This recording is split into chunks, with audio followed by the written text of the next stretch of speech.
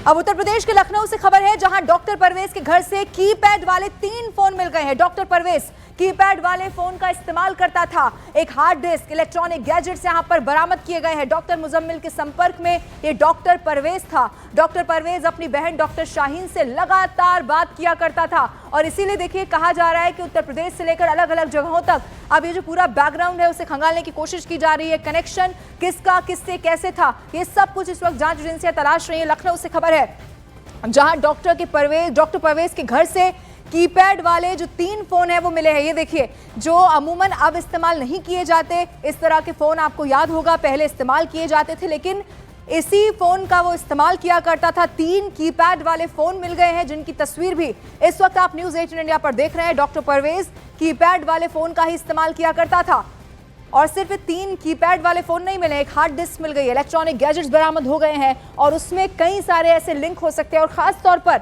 जो विदेशी फंडिंग है उसकी भी यहां पर जांच की जाएगी। क्योंकि देखिए कई सारे और भी इलेक्ट्रॉनिक गैजेट्स हैं जो बरामद हो गए, किस किस से संपर्क में थे, क्या और लोकेशन रही होगी और उस वक्त जब ये पूरा ब्लास्ट हुआ तब ये लोग कहां पर थे। बहुत सारे सवाल हैं जिनके जवाब मिलना अभी बाकी है। इस वक्त अमित सिंह मेरे साथ फोन लाइन पर मौजूद है। अमित, देखिए ये बताया जा रहा है 3 कीपैड वाले फोन मिल गए, हार्ड डिस्क यहां पर बरामद हुई है, क्या अभी तक इससे मालूम चल पाया है, कुछ और खुलासा? जी हाँ, बिल्कुल। देखिए, कल तड़के जो है यूपी एटीएस और जम्मू कश्मीर पुलिस जो है डॉक्टर परवेज अंसारी, जो कि फिलहाल गिरफ्तार है, यूपी एटीएस ने उन्हें गिरफ्तार किया है और उन्हें दिल्ली ले जाया गया है। और जब उनके घर पर रेड किया गया और उनके घर का ताला तोड़ा गया, तब उस दौरान 3 कीपैड वाले मोबाइल फोन बरामद किए गए हैं। इसके अलावा बात करें तो हार्ड डिस्क बरामद हुई है, इलेक्ट्रॉनिक गैजेट्स बरामद हुए। बताया जा रहा है कि लैपटॉप भी इलेक्ट्रॉनिक गैजेट में है जिसे बरामद किया गया है और वो सभी सस्पिशियस है। सबको जांच पड़ताल की जा रही है, तफ्तीश की जा रही है। फिलहाल परवेज जो है, डॉक्टर परवेज अंसारी, इस वक्त जांच एजेंसियों के गिरफ्त में है। उनसे पूछताछ लगातार हुई है पूरी रात और उसके बाद उन्हें दिल्ली लेकर जाया गया है, ऐसा हमारे सूत्र बता रहे हैं। जी बिल्कुल अमित, देखिए ये बहुत सारे खुलासे हैं जो अभी सामने आने वाले दिनों में भी हो सकते हैं। विदेशी जो और लोग हैं उनकी भी यहाँ पर जांच की जाएगी। आप शुक्रिया, इस पर नजर बना के रखिए, जो भी अपडेट होगा फिर से आपका रुख करेंगे। आइए आपको ग्राफिक्स के जरिए एक बार फिर से जरा समझाने की कोशिश करते हैं कैसे ये जो दिल्ली में एक बहुत बड़ा ब्लास्ट हुआ है, क्या इसके पीछे का अभी तक मामला सामने आ रहा है, कैसे पूरी साजिश रची गई थी। आइए अब आपको जरा समझाते हैं। देखिए ये पूरे जो किरदार है वो अब हम आपको समझाने की कोशिश करें। देखिए मौलवी इरफान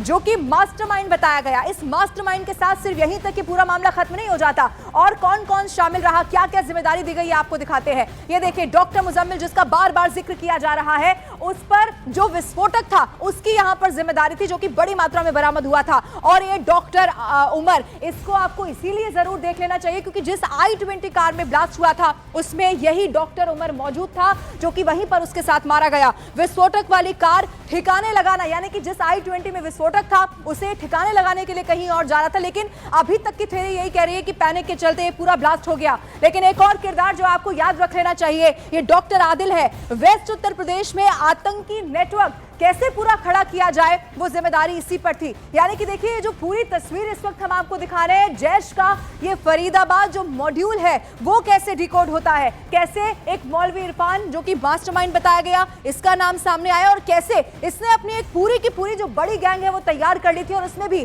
3 जो मुख्य किरदार हैं वो इसीलिए आपको याद कर लेने चाहिए। डॉक्टर उमर, जिसके बारे में मालूम चला, हालांकि वो तस्वीर भी हमने आपको दिखाई कि घर पर कैसे जो घर वाले थे उनसे भी न्यूज़ 18 इंडिया ने बातचीत की थी। लेकिन ये देखिए डॉक्टर उमर, विस्फोटक वाली कार, वो i20 जो कि पहले बताया गया वो यूनिवर्सिटी में खड़ी थी, उसी कार को ठिकाने लगाने की जिम्मेदारी इसी उमर की थी, जो दोपहर में लाल किले की जो पार्किंग थी उसके अंदर दाखिल हुआ।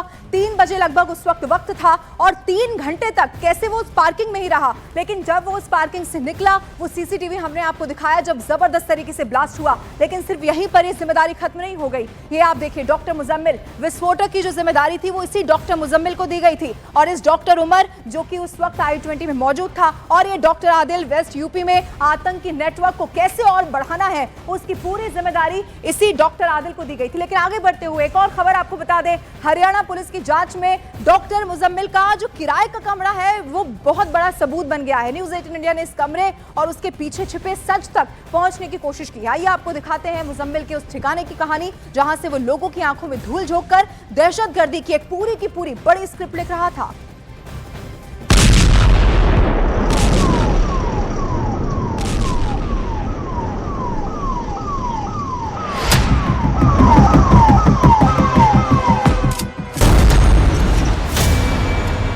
देश की राजधानी में कैसे हुआ पैनिक ब्लास्ट?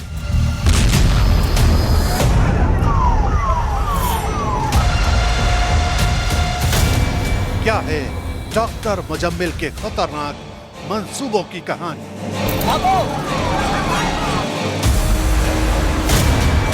किराए के कमरे में कैसे लिखी गई तबाही की स्क्रिप्ट? फरीदाबाद का धोज गांव, जहां इसी इमारत की पहली मंजिल पर रूम नंबर 15 को डॉक्टर मुजम्मिल ने 13 सितंबर को किराए पर लिया था। दिन में कमरा देखा और शाम को सामान लेकर शिफ्ट हो गया। जानकारी के मुताबिक उसने 2 महीने का एडवांस 2400 रुपए दिया था, यानी 13 नवंबर तक का किराया। लेकिन उसके बाद मुजम्मिल कभी वापस नहीं आया। बस 3 दिन पहले उसने कश्मीर से आए 2 लोगों को कहा कि कमरे से उसका सामान ले जाए। 13 सितंबर को ये मुजम्मिल या उमर कौन आया था? मुजम्मिल ही आया होए को जब वो आने फोन करो 3 दिन पहले। अच्छा। अक भाई जो सामान मैंने आपके कमरे में रखा उसे इनको दे दो। कश्मीर से आई थी पुलिस। अच्छा। परसों ले गई सब इस टाइम सब 3 दिन पहले। अच्छा, ले गई। चाबी आपके पास थी कमरे की? ताला तोड़ो ना। खास बात ये कि जिस डायरी में मुजम्मिल से लिए गए पैसों का हिसाब किताब लिखा गया था, उस डायरी में मुजम्मिल ने अपना नाम नहीं लिखा था। उस डायरी में लिखा गया डॉक्टर अल फलाह, यानी पहचान छिपाने की साफ कोशिश। और अब बतौर सबूत ये डायरी हरियाणा पुलिस को सौंप दी गई है। पुलिस ने भी इस बात को समझने की कोशिश की। पहले पुलिस बैठे थे, इन्होंने कहा कि आप बैठे बैठे बात करें, आप खड़े ना हो। फिर पुलिस कर्मी एक डायरी ले गए। इन्होंने रिक्वेस्ट की गाड़ी पर जाकर कि आप डायरी मत ले जाइए, उसमें रजिस्टर है। फिर डायरी वापस दे दी, लेकिन फिर एक और पुलिसकर्मी इनके पास आए, वो डायरी वापस ले गए। उस डायरी में क्या है? उस डायरी में वो रिकॉर्ड है जिसमें डॉक्टर मुजम्मिल, जैसा कि इन्होंने अभी बताया, 13 सितंबर को यहाँ पर आए थे और 3 दिन पहले डॉक्टर मुजम्मिल ने इनसे कहा कि जो भी सामान इनके कमरे में रखा है इसे पुलिस को दे दें। लेकिन तबीयत खराब है, बहुत ज़्यादा बोला नहीं जा रहा है। तो फिलहाल हरियाणा पुलिस जो अपनी जांच है उन पॉइंट्स पर पहुंचा रही है जहां से उसको कुछ लीड मिल सकती है। अल फलाह यूनिवर्सिटी, जहां मुजम्मिल सीनियर डॉक्टर था।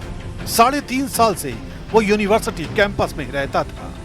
लेकिन 3 महीने पहले उसने अल फलाह यूनिवर्सिटी से 500 मीटर दूर इस बिल्डिंग में कमरा लिया। इसी बिल्डिंग के कमरा नंबर 15 से पुलिस को 360 किलोग्राम अमोनियम नाइट्रेट, राइफलें, मैगजीन और टाइमर बरामद हुए। माना जा रहा है कि मुजम्मिल ने अपने मेडिकल और तकनीकी ज्ञान का इस्तेमाल विस्फोटक तैयार करने में किया। जो फरीदाबाद पुलिस कमिश्नर हैं, उन्होंने इस बात की खुलासा किया, ये बात बताई कि यहीं पर ही जो सामग्री है, जो विस्फोटक सामग्री है 360 किलो वो बरामद हुई, असॉल्ट राइफल बरामद हुई, टाइमर्स, मैगजीन, लाइव कारतूस बरामद हुए इसी जगह से। ये वो बिल्डिंग है और इसके ऑनर से भी यहाँ पर मुलाकात करने की, बातचीत करने की कोशिश भी की। सूत्रों के मुताबिक डॉक्टर मुजम्मिल के इलेक्ट्रॉनिक डिवाइस से जैश ए मोहम्मद और अंसार गजवातुल हिंद से जुड़े इनक्रिप्टेड संदेश मिले। जांच में यह भी सामने आया है कि वो जाकिर मूसा की कट्टरपंथी विचारधारा से प्रभावित था। सूत्रों के मुताबिक दिल्ली में हुआ धमाका कोई प्लान्ड अटैक नहीं था, बल्कि पैनिक ब्लास्ट था। यानी दहशतगर्दी के इस नेटवर्क को ताबड़तोड़ छापों और आरडीएक्स की बरामदगी के बाद से इस बात का डर सता रहा था कि कहीं उनका बचा हुआ प्लान भी फेल ना हो जाए। इसलिए किसी नए खुलासे के डर से जल्दबाजी में दिल्ली में विस्फोट किया गया।